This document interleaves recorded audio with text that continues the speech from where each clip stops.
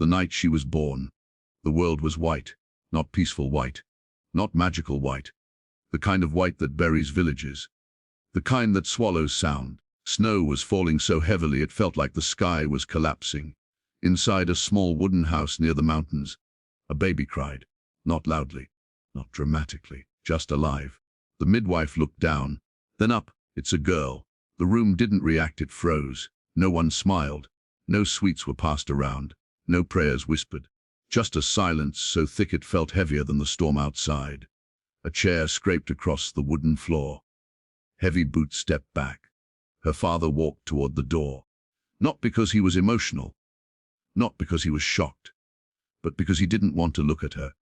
The door shut, and the wind swallowed the sound. Before she even opened her eyes, she became a disappointment. They named her Elara. But her name was never spoken warmly. It was spoken like something unfinished, like something temporary.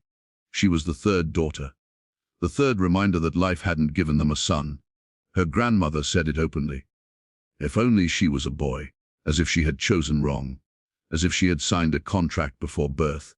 Her mother loved her, but quietly, secretly, and in the dark, because loving her openly felt like defending a mistake. And children understand more than adults think. Elara understood early. She understood that her existence was an inconvenience. She understood that when food was limited, she should wait. When blankets were few, she should pretend not to feel cold. When arguments started, she should disappear. She learned something dangerous at a very young age. If you make yourself small, you don't get blamed for taking up space. Her father never hit her. He didn't need to. His silence was heavier than any slap. When he spoke, it was instructions. Work faster. Stop staring at nothing. Be useful. Be useful. That sentence wrapped around her identity. Not daughter, not child, useful. She began measuring her worth by productivity. If she rested, guilt. If she laughed, guilt. If she felt happy, guilt. At night she would sit by the cracked window, watching snow fall, each snowflake different, each fragile. Yet together, they shut down entire roads, and she would whisper to herself, if every snowflake matters, why don't I? By 6, she carried firewood heavier than her arms. By 8, she walked miles in freezing wind to fetch water. By 10, she stopped asking questions. Other children in the village laughed loudly. Elara watched quietly. She memorized their joy like a foreign language. But she never spoke it. Winter after winter passed. Her hands became rough. Her voice became softer. Her dreams became smaller, until one winter, everything cracked. The winter she turned 16 was merciless. Storms hit back to back. Supplies were running low. Tension filled the house like smoke that refused to clear. One night, during dinner, her father said it. We can't feed everyone. Silence. No one looked at her, but everyone thought it. She didn't argue, didn't cry, because when you grow up unwanted, you expect the door to close eventually. The next morning, before sunrise, her mother hugged her tightly, for a long time, longer than usual, whispered into her hair, "You are stronger than this place." It didn't sound like comfort. It sounded like apology.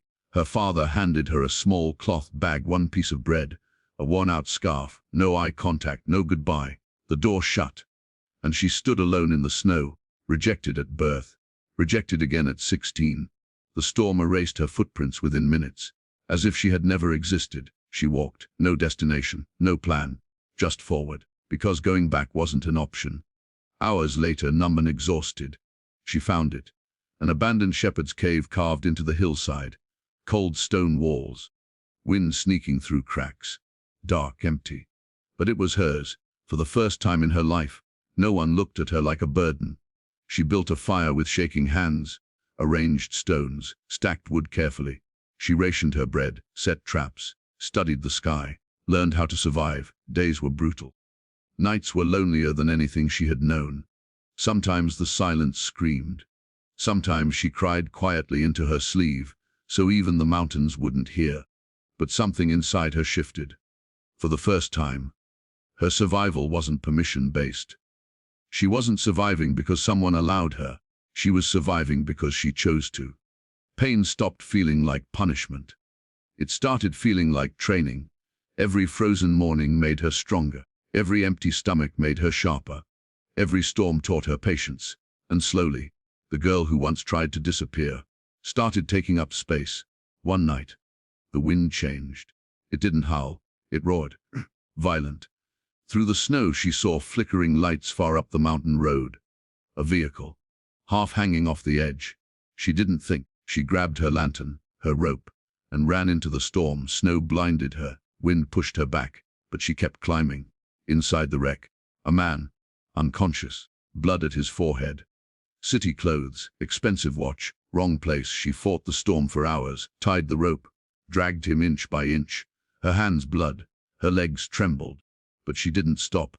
She pulled him down to the cave, gave him her only spare blanket, sat awake all night feeding the fire, listening to his breathing. No one had ever saved her, but she saved him anyway. Morning light entered the cave slowly. The man opened his eyes, confused, then focused. He saw her, not as a mistake, not as a burden, but as the reason he was alive. You saved me.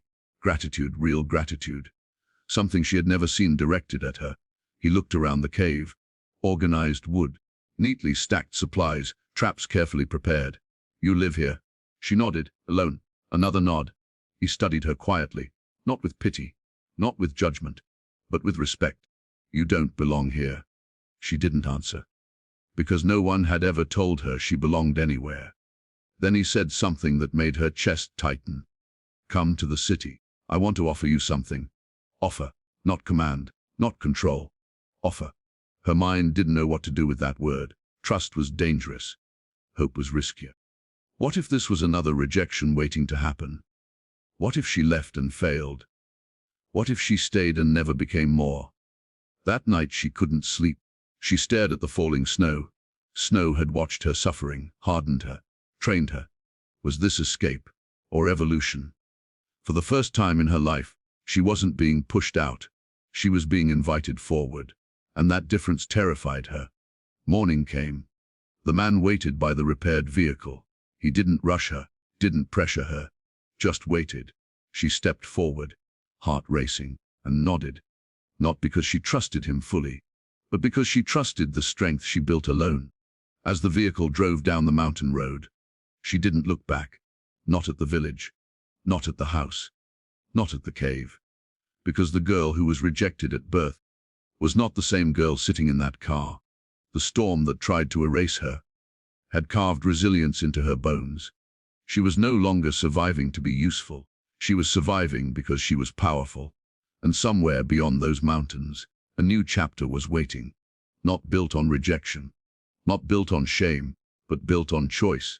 And sometimes, the place that tried to bury you is the place that trained you to rise. Fade slowly, snow falling gently. Narrator soft but powerful. She was rejected at birth, abandoned at 16, left to disappear in the snow. But the storm didn't destroy her. It introduced her to herself. And what the businessman is about to offer her will change everything. Comment PR2 if you want the next chapter, because her real journey is only beginning.